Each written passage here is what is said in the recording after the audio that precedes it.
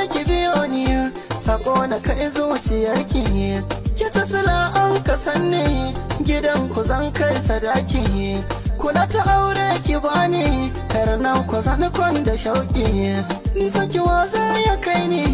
abun shi zai ban mamaki a ra'ayina ki so ne kamar uwa tare da ɗanta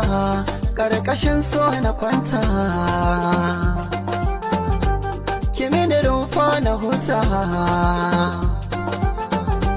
ɓargon jikina da fata sunanki ne an ka zana daure karki bar ni